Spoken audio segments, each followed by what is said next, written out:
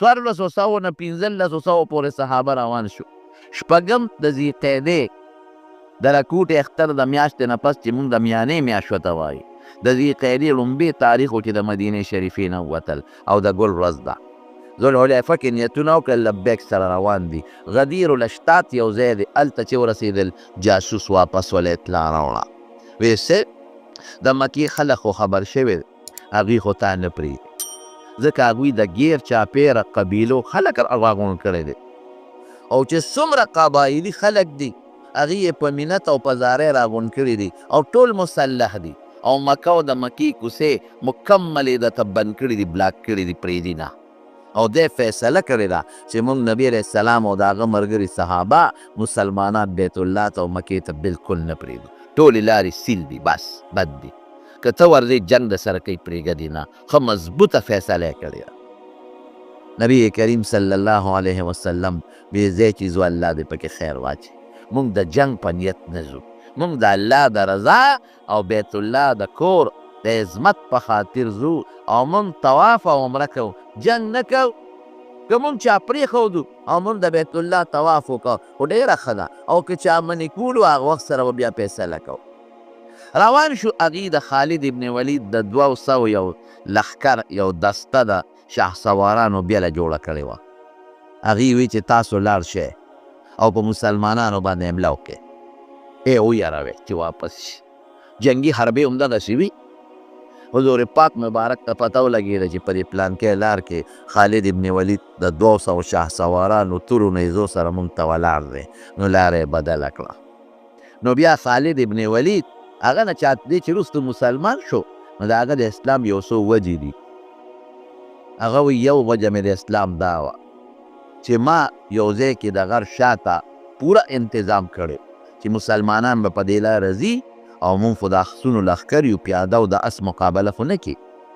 نو مونږ به پرې ناګهاني حمله وکړو، دوی به دل ول به کړو. خو چې مونږ انتظار کو دوی رانلل، چې پته ولګېده هغه عامه لاره یې بدله کړې وه، په بله تلي وو. یاره ویله کې مې دا رالل چې دا د خدای جوړ رښتونی پیغمبر دی. درته څه پته ولګېده؟ معلومېږي دا چې خدای خبر کړی دی. وی بل ځای کې مو ورته انتظام وکړو، او ما ته پته وه چې د مازدیګر مونځ د مسلمانان ډېر لوی اهمیت ورکوي، دا نه پرېږدي. نو ما دا فیصله وکړه چې دوی به د مازدیګر په مانځو درېږي او مونږ به پرې د شان حمله وکړو. وی چې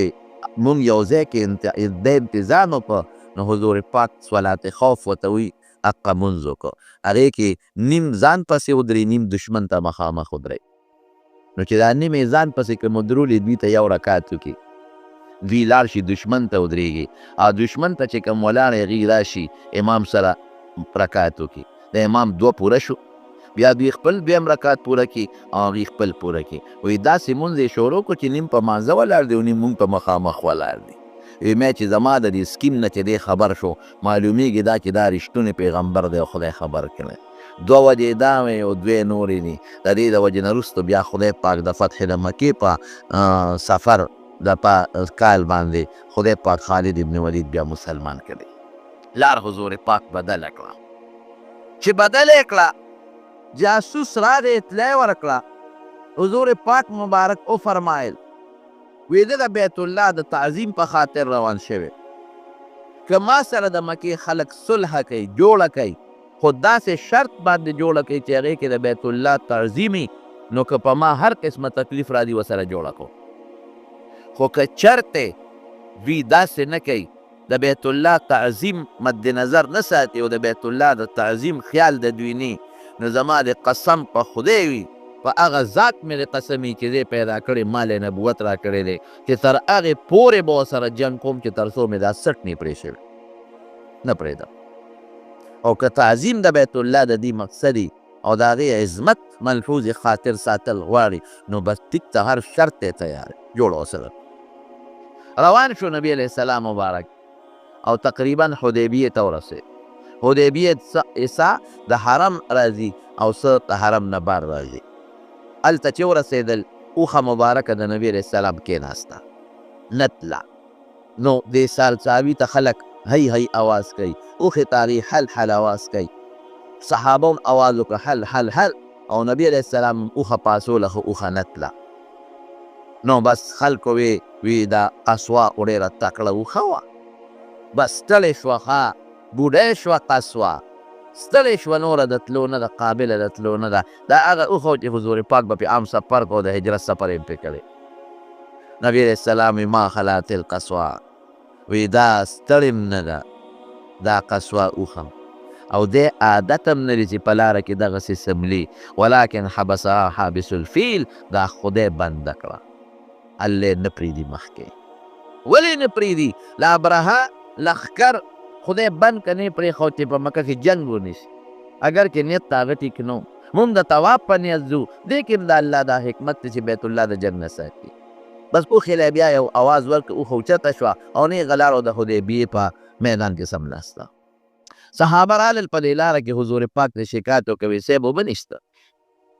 1400 او د 1500 په منځ کې دي. نبی علیه السلام وفرمیل لږې شانتې اوبه چې ته ماله پیدا کړې. یو سړي سره په کاسه کې لږې اوبې هغه یې ونه راوړې. حضور پاک پکې خپل لاس مبارک کېښود، داسې د لاس مبارک د لاندې ګروتونو د خوا نه داسې اوبه روانې وې لکه د چینو په شان، امثال العیون.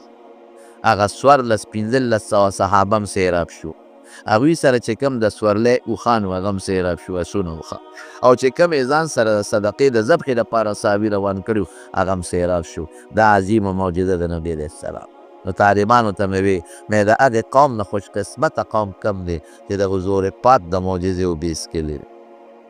چې د حضور پاک د لاس مبارک د معجزې وبیس کې لري، د هغې نه خوش قسمته قوم بل نشته دی. چې حدیبیې ته ورسېدل، کوی کې لږې شانتې اوبه وې، هغه ته صحابه ور اوچتې کړلې، کوی یې وځلزه او تش شو. رالل بیا صحابه شکایت یې وکړو، ویې صاحب حدیبیې کې خو یو کوی دی، هغو صحابه وځلزه او قطره اوبه پکې نشته.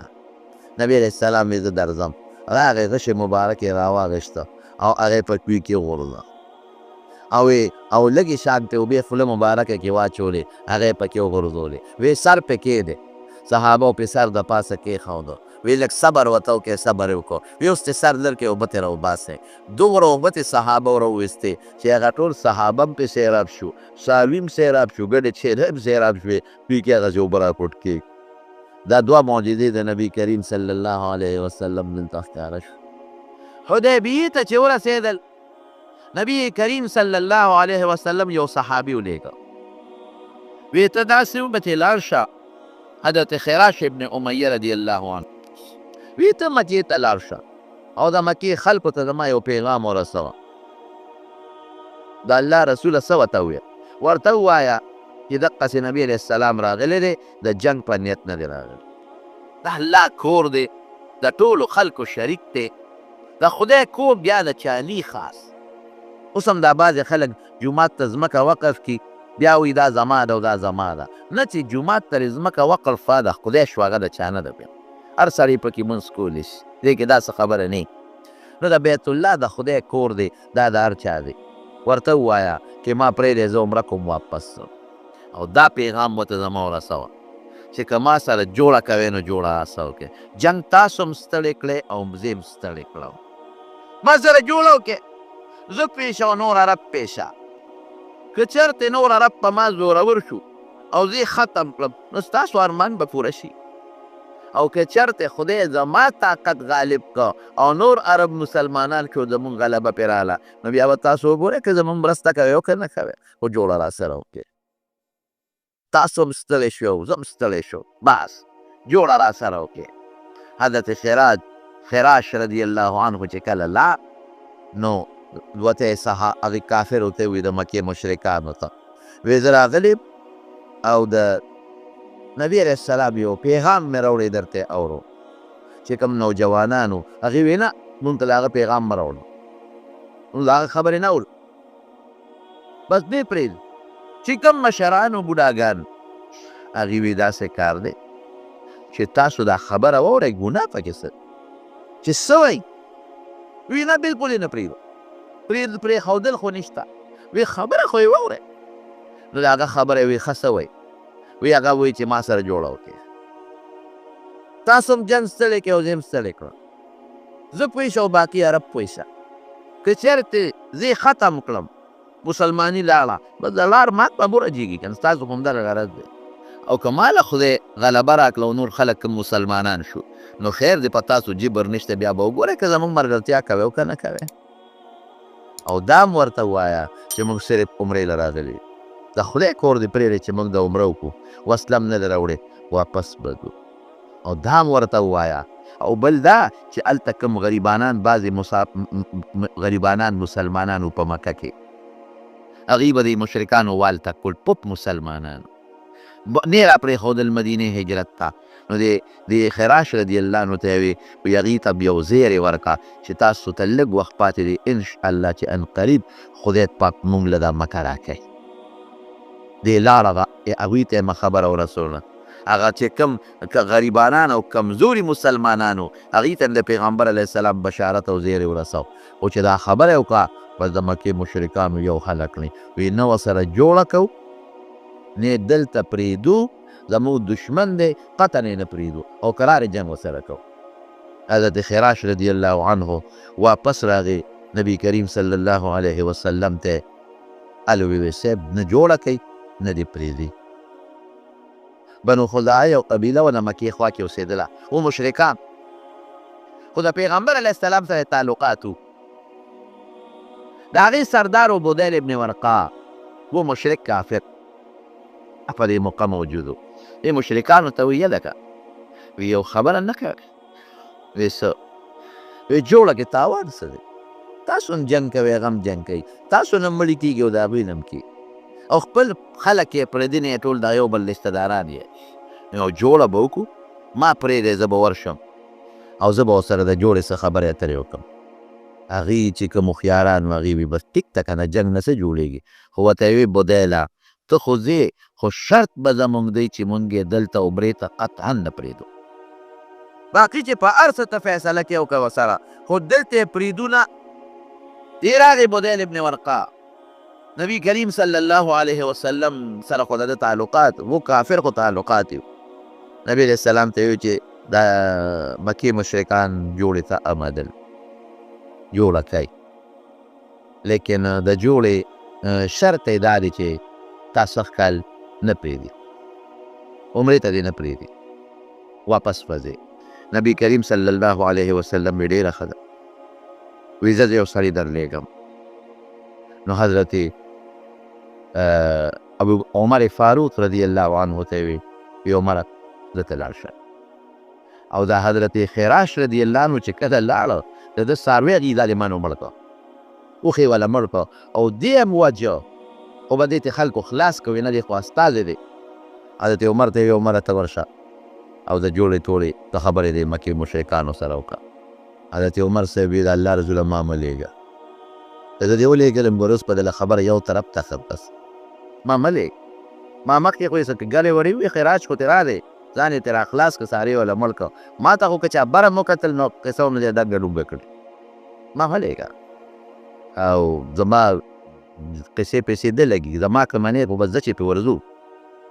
بس هر څه چې کېږي هغې یو خدای یو عجیبه جذبه پیدا کړې دوی څوک ولېږم حضرت عثمان ولېږ دی صابره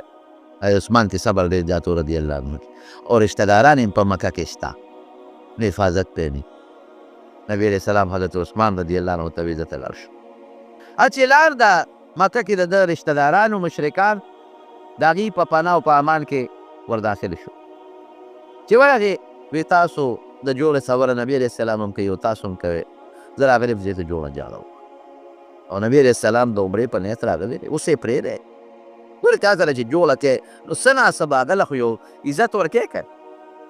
بس تاسو نه درکړي تاسو هغله یو عزت ورکوې ګټ عزت د هغه دا دی چې پرېږدی چې دا عمره وکړي هغې ورته ویې که ته عمره کوې نو وکړه تا ته اجازت دی ځه خو که هغه راځي نو قطعا یې نه پرېږدو عمرې ته د ده خبرې ورسره لږې تېرې شوې بس هغوی کلک ونیوه په کوټه کې بند کړه نبی کریم صلی الله علیه وسلم ته اطلاع غلطه راورسېده چا ورته ویل چې عثمان پرې شهید کړه په دې حضور پاک خفه شو وی چې استازي ته خو څوک تاوان نه رسېد استازي خو به د هغوی دلته راځي زمونږ به هلته ځي دا خو یې غلطه وکړه وی بس صحابه ته وی د عثمان بدل صحابه خو هسې تیار هغې خو په دې سوچ کړو چې مونږ لازما ځو عمره به کوو هغې خو ورته مخکې نه تیار تابعدار ناست خو چونکې په مکه ورتللو هغوی ټولې لارې سیل کړې وې، بند کړې وې، او د ګیر چاپېره د دنیا قبایل یې راغوښتي وو، په زرګونو خلک تیار تابعدار. نو د چا په کلي ورتللم اسان کار نه دی چې بیا هغوی درته انتظام هم کړي، وسلې هم را جمع کړي، ولا خبره نه ده. نو حضور پاک ته بیعت واخېسته، وایي ما سره به بیعت کوئ. نو په حدیبیه کې یو غټ د کیکر اونه وه، د هغې کیکر لاندې حضور پاک کېناسته، وایي چې څوک ما سره ځي راځئ ما سره بیعت وکړئ. نو یو کس به راته او د نبي کریم صلی الله علیه وسلم سره به بیعت د جهاد کوم، بیعت به یې کوم. دې ټولو صحابه کرامو بیعت وکړو. او دا ګورې یو اسانه خبره نه ده. تاسو خپله سوچ وکړئ چې د بل په کلي ورځي، ټول مسلح او هغه په زرګونو وي، او ته 1400 پې ورځې او بیا دا څه ولا خبره نه ده. د هغې ښځې دې په کاڼ ولي، د هغې ماشومان دې ولي، هغې به خپلو کورونو کې دفاع یې شته، په غشو به ولي، په لارو کوڅو کې به تاسو تتر بتر شئ، څه به کوئ. لیکن صحابه کرامو دا بیعت وکړو. اخره کې نبي کریم صلی الله علیه وسلم دا خپل لاس اوچت کړ. وی عثمان پته نه لګي که جمدي وي خو ټیک تا، که مړي خو صحیح، که جمدي وي نو زه د هغه د طرف نه هم بیعت کوم. نو دا خپل ښی لاس یې اوچت کوي، دا د عثمان لاس، او دا زما لاس. وی د عثمان د طرف نه ما د جهاد بیعت وکړ. دې نه څه معلومه شوه چې دا ته عثمان صحابه وبوي، وی عثمان رضی الله عنه په مونږ کې ډېر قیمتي سړی و. وی مونږ په خپلو لاسونو بیعت وکړو، عثمان د حضور پاک په مبارک لاس بیعت کړی، خپل لاس یې د عثمان لاس وګرځم. او دویم دا چې د هغه په ایمان یې یقین و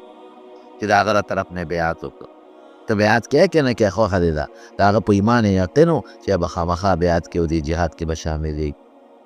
هغې ته پته ولګېده د مکې مشرکانو ته چې مسلمانان هم نه صبرېږي. نو هغې یو بل مشر و عروه ابن مسعود ثقفي، هغه یې راولېږه. هغه وی چې لکه مسلمانان خو مونږ ته څه بده خبره نه کوي، د خیر خبره کوي. نو پاڅېده، ټولو ته یې وی چې ستاسو مشر یم که نه؟ هغې یو زمونږ مشر. وی پلار هم یم که نه یم؟ وی بلکل زمونږ پلار. وی ما پرېږدئ زه ورسره جوړه کوم. وی ځه ورځه. عروه ابن مسعود ثقفي چې کله راغی او نبي علیه السلام سره کېناسته او خبرې اترې شروع کړې، نو هغه لږ رو بچاو په خبرو کې په حضور پاک. نو نبي علیه السلام ته وایي وی داسې کار دی، وی داسې دې څوک لیدلي چې خپل قوم به ختم کړي، ته ولې خپل قوم پسې لګېدل؟ ګوره خپله غوړه په نبي علیه السلام ورچول. هلکه خندق کې خو تاسو رالی مسلمانانو پسې، په احد کې خو تاسو رالی په مسلمانانو پسې، اوس خو تاسو مسلمانان نه پرېږدي، هغې غریبانانو خو درته کلي کور پرېښوه. هغه په نبي علیه السلام اړوله. حضور پاک وایي زما څه کار چې د خپل قوم ختم. او ته بیا څه وایي؟ وی ګوره، وی که تا غالب شو خپل قوم دې مړ کړ، نو وی تا له پکې څه دي قوم وجلو کې. او وی که دا معامله بدله شوه که نه، وی دا تا سره چې کوم خلک ګیر چاپېره ولاړ دي، وی داسې ګډوډ خلک دی، څوک د یو ځای دي او څوک د بل ځای دي، وی ټول به ننه وتښتي، یوازې به دې پرېږدي. نبي علیه السلام ورته مسکی شو، وی عروه کاکا مشر و، زه خو قوم نه ختموم، زه خو جنګ له نه یم راغلی، دغه خبرې نه چیرو چې جنګ تاسو کوئ که زه کوم، زه خو عمرې له ځم پرې مې دی که. او داسې مه وایه چې ما نه به قوم وتښتي، دا د تښتېدو والا خلک نه دی. حضرت ابوبکر صدیق رضی الله عنه چې دا خبره اورېده، عروه ته یا عروه تا زه نه پېژنم، ته څوک یې؟ زما د قسم په خدای وي چې زمونږ وجود به ټوکړې ټوکړې شي، ټوکړې ټوکړې، خو د پیغمبر علیه السلام وجود ته به یو ازغې مو نه رسي. دا سره ماشومانو خبرې کوي. نو دې عروه چې دی، ده به دا چل وکړو، د عروه ابن مسعود و، ده به دا چل وکړه چې ده به د پیغمبر په دې ږیره لاس راښکته. لکه اوس زمونږ خلک چې زنه د خلکو نیسي، لکه وي ږیره یې وله ونیوه، زنه یې وله ونیوله، د هغې به دا عادت و چې په دې ږیره او په دې لاسونو به یې ورته لاس راښکه. نو دم دغه چل وکړه. نو د خرواره یو ورواره خپل مغیره ابن شعبه رضی الله عنه، مسلمان دی، صحابي دی، هغه ټوپی هم په سر کړی د اوسپنې دا هلمټ، او مخ یې پټ و، شاته ولاړ و. چې هغه ورته وکتل، نو هغه او د ده دا خبرې په مسلمانانو بدې ولګېدلې چې جنګ تاسو کوئ، مونږ پسې تاسو انښتې، غوره په مونږ راغله، او بیا د مسلمانانو خلاف داسې خبرې. نو چې هغه داسې لاس راښ کړ، د د تورې هغه موټی راواغېسته او د دې خپل تره د دې کافر د لاس یې پرې و. خوښه دا لاس دی، په دې پلیت لاس ته د حضور پاک ګیرې نه وړې، هغه دی نه خبرې کوه. هغه چې وکتل وایي څوک یې دا څوک دی وایي دا دې رواره دی مغیره ابن شعبه او بس پوه شو چې زه خو لا وایم چې دا به ترې وتښتي دا خو زما رواره دی او دومره ورسره مینه ساتي چې دا زما لاس یې و هغې له خو یې څه جواب ورکړ رواره یې دوکهباز او فلانکې او فلانکې الزامونه یې پرې ولګول فیصله نه شوه دی واپس لاړ خو چې واپس دی لاړه نو د مکې مشرکان سرداران کېنول وایي داسې کار دی چې دا جوړه کول غواړي په هره طریقه چې وایي ما د مسلمانانو جایزه واخیسته وایي قسم دی زمونږ خلک به د یو بل نه وتښتو خو د هغه ملګري د هغه نه د تښتېدو نه دي او ما دا اندازه م واخیسته چې هغه خبرې کو دی نو دونه یې د ملګرو احترام کو چې سر یې نه دی پورته کړی سرونه یې ښکته کړي او دا اندازه مې م واخیسته چې لاړې به یې توکلې نو لاړې ځمکې له نه دي رسېدلې خراش کې او لاړې ابه د ملګرو په لاس راښکو په مخ ته یې مږه بیا په لاسونو کې راغښتې او په ځانونو به یې مږلې هر څه چې دي خو دې سړي سره جوړه پکار ده بس کافر خو پوه شو چې واقعي دي خو ځان وجني بس ځان قربانوي نو هغې یو بل کس ولېږه حلیس ورته وایي حلیس د حبشې و دوی د حبشې نه ځان له خلک راغوښتي دا تور حبشیان د مدد دپاره حلیس ته یې وایي داسې وکړه ته لاړ شه چې نبي ته لاړ شه نبي کریم صلی الله علیه وسلم ته پته ولګېده نو دا حلیس د ده قوم به د حرم د څاروو ډېر احترام کوه نو هغه به داسې وکړې چې دا کومو څاروو ته مونږ غاړه کې امیرونه اچولي دي او د حرم د ذبحې په نیت هم لوستې دي دا څاري په لارو کې ودروئ حلیس چې راغی او دې څاروو ته یې وکتل وایي دا څه دي وایي دا د حرم څاروي دي مونږ عمره کړو دا به حلالو هغې له مړو سري وایي ښه بس واپس شو وایي دا خو پرېښودل پکار دي چې لاړ د مکې کافرو ته یې وایي داسې کار دی چې هغوی خو څاروي روستې دي او غاړه کې ورته میلونه اچولي دي او هغه خو به راولي عمره به کوي هغه به حلالوي نو دا څاروي به تاسو دوی ته واپس کوئ عمرې ته یې نه پرېږدئ پرېږدئ چې خپله عمره وکړي زه خو ترې واپس رالم هغې ورته وایي بانډیسیه پوه نه شوې بانډیسیه دوکه شوې وایي ښه د بانډیسي بس خپل قوم ته یې ځئ چې ځو د مکې د مشرکانو ورودوی نو مدد نه کوو بیا رضا که کښېنو نو سهیل ابن عمر دا پکې مشر و دی ولېږه وایي ده ته لاړ شو خبرې ته وکړه سهیل ابن عمر راغی نبی کریم صلی الله علیه وسلم حضور پاک تپوس وکړي دا څوک راغلی دی وایي سهیل دی وایي سهل الله امورنا وایي انشاءالله زمونږ کارونه خدای آسان کړل سهل د اسانتیا نه وتې دې چې کېناسته نبي علیه السلام سره خبرې ته یې شروع کړلې نو ده دا شرط مضبوط ټینګ کړی و چې صاحب سخت کال به نه راځي عمرې ده مونږ په دې فیصله کړې ده او آینده کال له خیر دې راشه او عمره وکړه او یو څو لس شرطونه یې ولګول یو شرط پکې دقه و چې ته به سخت کال واپس کېږې دویم شرط پکې دا و چې که زمونږ نه یو سړی در وتښتېد او مسلمان شو مونږ له به یې واپس راکړې او که ستاسو نه یو سړی راوتښتېد او مرتد شو کافر شو مونږ بیا نه درکوو دا دویم شرط دریم شرط څه دی آینده کال چې راځې وسله به نه راوړې عمره به وکړې تورې به د سړي اب هم تیکو کې بندي او 3 ورځې به کې به ځان فارغوی واپس مدینې ته ځې د دې صلح به 10 کاله مودی د یو بل دوستانو باندې به حملې نه کوو داسې سلس شرطونه چې دا شرطونه کله لګول صحابه وویل دا چې ته مونږ منو زمونږ نه به سړی راوتښتي تاسو به یې نه راکوئ او ستاسو نه به راوتښتي مونږ به یې درکوو او دویم دا چې مونږ به اوس واپس ځو عمره به نه کوو مونږ چې احرامونه تړلي دي نیت هم چې کړی دی او مونږ چې دا دومره څاروي را روان کړي چې دا به د عمرې نه پس حلالوو دې سره به څه کوو دا شرطونه مونږ نه منو نبي کریم صلی الله علیه وسلم صحابو ته ویل تاسو ما پرېږدئ زه جوړه کوم هر څنګه چې زه جوړه کوم جنګ نه کوم او صحابو کې خو یو دا جوش و چې دوی د عمرې په نیت را روان شوي دي او د ډېرې مودې نه په دې تمه و چې اوس د لارې نه واپس بوځي نو چېرته د هغې زړه برداشت کوي یو دویم دا دی چې د جهاد بیعت یې ورسره وکړو زړه یې نور هم راوچت شو جوش پیدا شو چې ورځو پې اوس یې واپس کې او دریم دا دی چې عمره به نه کړی او سرونه به اوس خرایې عمره به هم نه کړی او څاروي به حلالوی خلک به څه وایي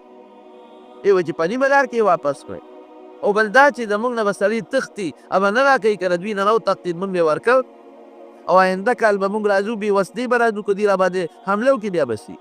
او ایله 3 ورځې به تېروو دونه مزل به مونږ کړي دې شرطونو ته هېڅوک هم تیار نه لیکن نبی کریم صلی الله علیه وسلم به چې زه صلح خامخا کړو حضرت عمر فاروق رضی الله عنه کې دومره جذبه وه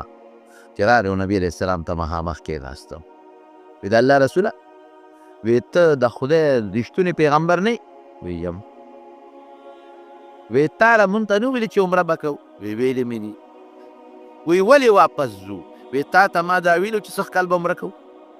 ما خو تا ته ویل چې ما خوب ولید او په خوب کې ما ته الله اجازت د عمرې راکړی دی زه خو را روان شوم په دې تمه اوس چې خدای مې نه پرېږدي واپس کوي مې زه څه وکړم ور دومره جوش کې دی وی دا په اسلام کې دومره بې غیرتي ولې مونږ برداشت کوو بې عزتي دومره ولې برداشت کوو چې زمونږ سړی به دوی مونږ له نه راکوي او د دوی هغه به مونږ ورکوو وی عمره وی زما د دوی نه چې کوم سړی ما له راغی نو زه به یې ورکړم خدای به وله لار راوباسي او که زمونږ نه یو سړی دوی له لاړ او مرتد شو زه پې څه کوم ډورا دی نه کې کافر دی نه دی راکوي وی ښه من به آینده کال 3 ورځو له راځو تورې به م په تیکو کې وي او بیا به واپس به ځو حضور پاک په ته یې عمره غلی شي ما ته چې الله څه وایي زه د هغې تابعداري کوم دویمه خبره ما کې نشته بس ما ته الله داسې وایي زه داسې کوم پاسې د موقع اخوا کېناست وی دا خو زه نشم برداشت کول دا خبرې چې کېږي دې کې د دغې سهیل کې د کافرو نماینده دی د هغې زوی ابي جندل رضی الله عنه په زنځیرونو یې تړلی او پات کړو راغی مسلمانانو ته یې ځان د ورسو رامنډی کړی وی ما خو ځان د ورسو زه خو دا د دوی دومره وهلی یم او ټکولی یم او زنځیرونه یې راته اچولی دي ځان مې راخلاص کړه او تاسو له مې راورسو دا زنځیرونه ما نه اوس پرانیځي هغه پلار په د کافرو مشر دی نماینده دی راپاڅېدو دا سهیل دا زوی چې کوم دی ابو جندل په دې مخ یو څو څپېړې وکړو او کلک یې ونیو اخوا یې کړه دې خوا شه نبي علیه السلام ورته دا پرېږده دا هلک دې نه پرېږده تا ما سره شرط ایښلی چې زمونږ کوم سړی درشي نو ما ته به یې واپس کوی به دې به تاسو نه بوځئ ما به واپس کوی نبي علیه السلام ورته ګوره ما خو لا لیکل نه دي کړي خبرې جاري دي فیصله لا پوره نه ده شوې وی که دا زوی نه راکوی نه کوم جوړه حضور پاک ورته وی ښه داسې وکړه چې پیسې به یې درکړم دې ما ته پرېږده وی نه هلک وی ښه یو غلام به په ده په عوض کې درکړم وی نه هلم وی ښه ته خو مشر یې د عربو یو لکه موږ یو سړي ته وایي لکه ته خو پښتون یې خبره ومنه کړه نو ته خو یو لوی عربي یې د عربو مشر یې نو زه درته منت کوم درخواست درته کوم د خدای لپاره دا یو ما ته پرېږده وی نه یې پرېږده دې به خامخا راکړې نبي علیه السلام حضرت ابو جندل ته وی خفه کېږم ما شرط ایښی واپس کوم دې ورته پاڅېدو ټول 1500 صحابو ته درخواست کوي استغاثه کوي او ټولو ته چغې وایي ای صحابو تاسو ما واپس کوئ دې کافرو ته او لمن یې اوچته کړه وی دې ملا ته مه وګوره دې په اسلام څونه والی ما او که اوس هم ورکړم وجنې مې پرېږدي مې نه تاسو مخکې رایې دې پلار والم او په زنځیرونو یې تړلی ما زما دی تاسو سره نشته تاسو ما نشئ قبلولی تاسو یاد وساتئ صحابه کرامو جلل خو د حضور پاک مخکې غږ نشو کولی یو کس د 1500 صحابو نه فریاد کوي لیکن څوک یې ګوتې نشي وروړلی یو کس 1500 صحابو ته استغاثه کوي چې ما قبول کې څوک یې نه قبلی ایمان هم دغسې ایمان دی که د دې زمانې څوک و به چې پرېږده دا مسلماني مې قبوله نه کړه دا مسلمانۍ څوک و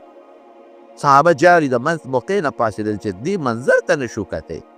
زمونږ مسلمان رور دی څومره تکلیفونه پې تیر دي ملی زخمي ده وجود ته یې څکلی او زنځیرونه لګېدلي دي او دې مونږ د خپله لاسه نیسو کافرو ته یې واپس ورکوو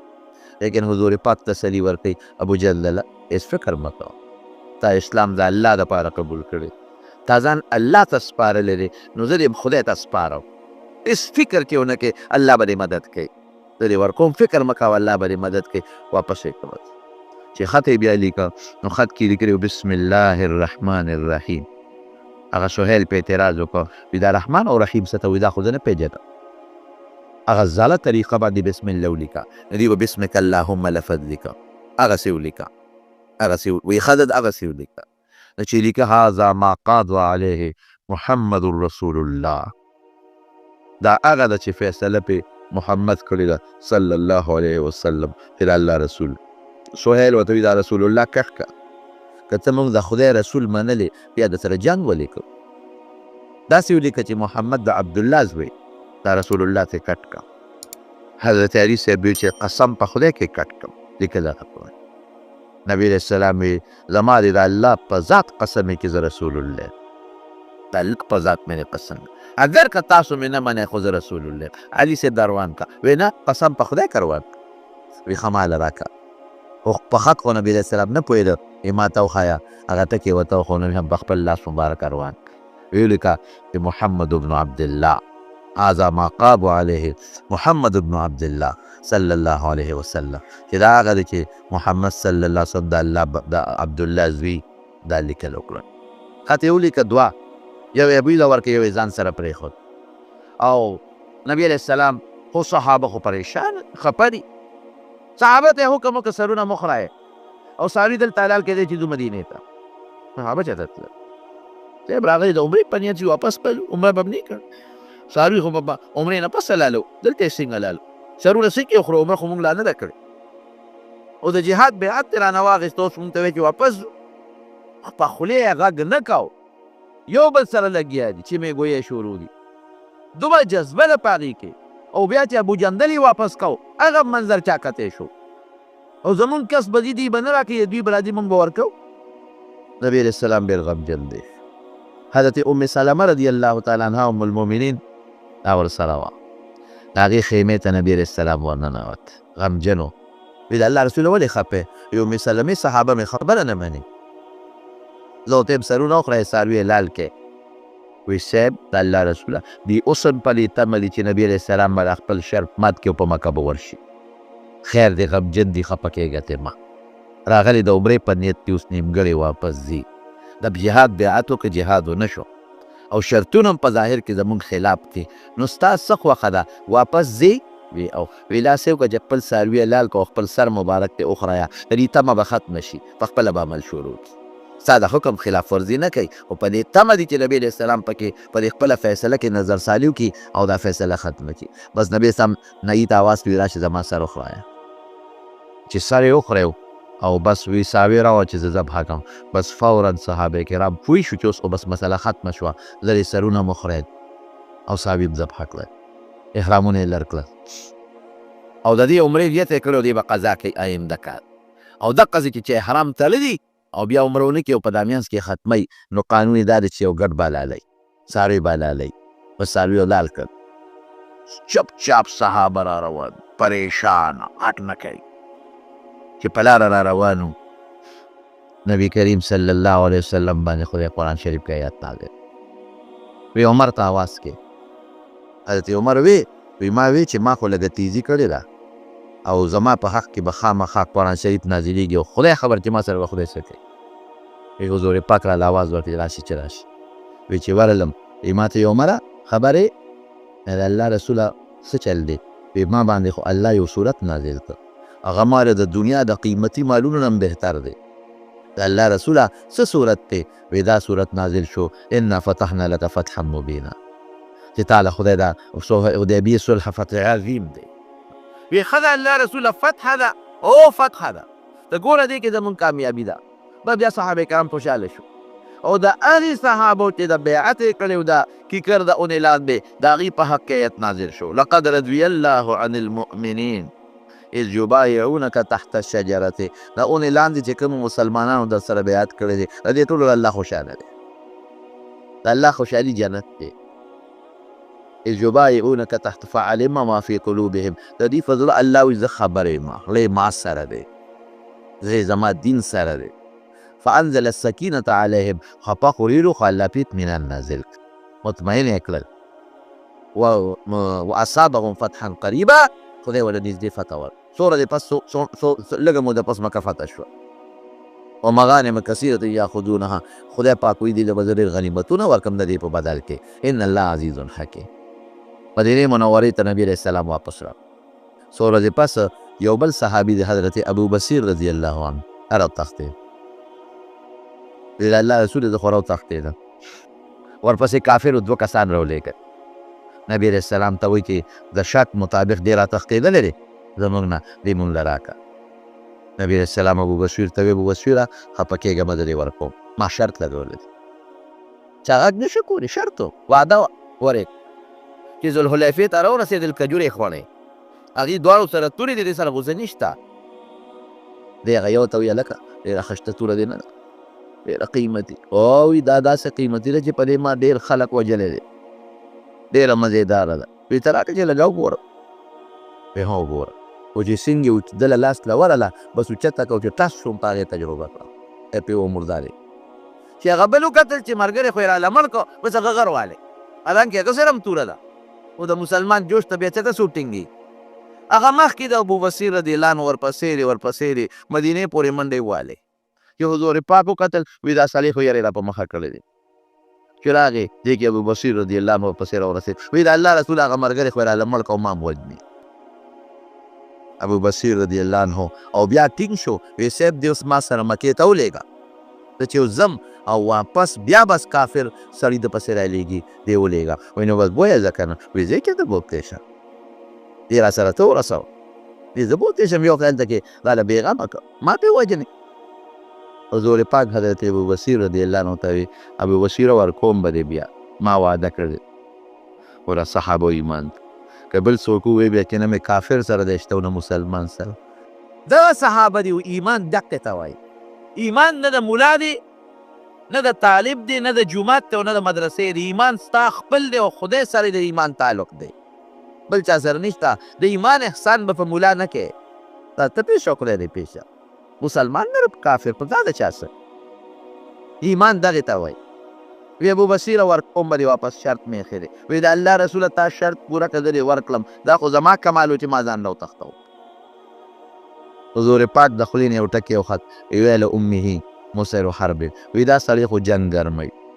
لو کان له احد څوک شته نه چې دې پوی کړي بس صحابه پوی شو یو صحابي ورته ویل که چې مونږ راتښتې نو مونږ له څه له تښتې بل خو تښته که نه اوس خو یې در باندې مرګ هم پورې شو او که نبي علیه السلام ورکړې نو بیا به د سره څه کوي هغه بیا ډېره ښه ده د دریاب غاړه و هغې ته وتښتېد هغه ابوجندل رضي الله عنه د هغوی نه راوتښتېد هغه مخکنې هم ورسره شو بل راتښتي بل راتښتي خو چې کم مسلمانېږي یا پټ مسلمانان دي تښتي ابو بصیر رضی الله عنه لذي دریاب په غاړه ډېره دی نو چې د مکې د مشرکانو کمه قافله به شام ته تله نو لاره خو یې په دې وه دې یو پې حمله کوله نو غریبانانو خوړل څه الله اکبر نه کوټه شته چې پکې وخت تېر کړي نه سمڅه شته چې پکې ننوځي د اونو لاندې به د شپې او دروازې پراته نه کرونده شته قسم دې د اونو پاڼې خوړلې دي دا اسلام ایمان موږ ته هسې په اسان نه دی رارسېدلی نن زموږ ټوله توجه دنیا ته او مال او دولت ته اسلام ته هېڅ توجه نشته ایمان ته هېڅ توجه زموږ نشته د ایمان په خوند دغه خلک پوهېدل د اسلام په خوند دغه خلک پوهېدل د اونو پاڼې به یې خوړې او د دریاب ترخې اوبه به یې څکلې خوږې نشته او نه پوټه شته او نه سمڅه شته په دا میدان پراته دي او چې د مکې د مشرکانو قافله شام ته ځي ارادي حملې پې کوي نو د مکې مشرکانو نبي علیه السلام ته سوال جواب ولېږه وی د خدای خاطر وکړه او زمونږ د رشتې خاطر وکړه چې دا کسان مدینې ته راوغواړه او دا شرط مونږ په خپله ختم کړه که ستا نه څوک راتښتي مونږ بیا نه درکوو که زمونږ نه څوک در وتښتېدل مونږ له یې مه راکوه شرط مو ختم کړه ګوره حضور پاک فرمایلي وو که نه وی الله به لار راوباسي دغه لاره مونږ له یې مه راکوو خدای ته وګوره او زمونږ د رشتې خیال وخاته قسمونه یې واچول نبي علیه السلام ته چې دا ډله مدینې ته وغواړه زمونږ په قافلو حمله کوي قافله ته نشي تللی نبي کریم صلی الله علیه وسلم یو خط ولیکه د حضرت ابو بصیر رضی الله عنه په نوم باندې او ډېر زیات خوشحاله او قاصد بیا ورکوي دا خط فورا ابو بصیر ته ورسوه او ابو بصیر ته دا خط کې لیکلي چې بس کافرو خپل شرط ختم کو او ته مهرباني وکړه سره د خپلو ملګرو مدینې منورې ته را روان شه او د مدینې په لار کې به زه ستا استقبال کوم لوی خبره خط ورسېد ابو بصیر ته چې خط یې وکت دغه وخت حضرت ابو بصیر رضی الله عنه بیمار او په بستر نه په خاوره پروت دی په خاوره څادر نشته بستر نشته خوارانو سره څه دي خو دغه یو کمیس یې اچولی دی یا لږ دیواله دی په خاورو د پاسه پروت دی او ناجوړه دی ډاکټر حکیم هم نشته چې علاج وله وکړي نه دارو درمل شته چې وخوري چا ورته وی ابو بصیر مبارک دی شه ولې قاصد ورته وایي وایي حضور پاک ستا دپاره خط کافرو شرط ختم کړو دا خط نبی علیه السلام را لېږلی دی دا وګوره او حضور پاک درته خط کې لیکلی دی چې شابه زر راځه سره د ملګرو زه به د مدینې په لاره ستا استقبال کوم لیکن هغې ویلي کې هېڅ سکت نشته پروت دی هغه خط یې راواویسته او ښکلی یې کړ او دې سترګه والنه په دې سترګې یې کېښود او یا الله زه ستا اوس هم په دې شکریا ادا کوم ستا حمد ویم الله اگر چې د ما د نبی علیه السلام خدمت نصیب نشو مدینه مې نصیب نشوه او په دې ستا شکریا ادا کوم چې الله اخر وخت کې زما د حضور پاک د خط سره ملاقات کېږي هغه خط یې ښکل کړ په سترګو یې کېښود او ساتې لاړ وفات شو دغه د صحابو زندگی و ژوند و په دغه طریقه د اسلام او د ایمان دی موږ ته را رسولی دی نه د پلار پروا شته نه د مور پروا شته نه د ښځې پروا شته نه د کوټې پروا شته نه د سولې او نه د رڼا او نه د تیارې نه د یخ او نه د ګرم ایمان چې زړه کې کېني بیا نوځي بیا داسې ایمان باقي مسلمانان لاړل مدینې منورې ته دغه د حدیبیې صلح خدای پاک فتح مبین وګرځوله دې نه څه معلومه شوه یو د صحابو د پیغمبر تابعداري څونه ده لې نه غواړي لیکن حضور پاک چې سوی خبره مني دا قرانګي به تاسو اوس هم د دین خپل مشر طالب خبره به مني د دین په خبرو کې به د هغه نه انکار نه کوي خبره بالکل مني بل بیعت د جهاد بیعت یې ورسره کو بیعت یې ورسره فورا صحابه تیار شو د هغې غټه قرباني او د پیغمبر علیه السلام احترام او عزت او د دین کلکوالی چې په دین دومره پخته او دومره کلک و چې نه مسلمان سره دی نه کافر سره لیکن بیا په خپل ایمان او په خپل دین پاتې دی او د صحابو د دین دپاره محنتونه او کوششونه او خود یې د دواړو جهانو د مبارک سردار خدمت دعا کې رب العالمین زموږ د دواړو جهانو خیر نصیب کړي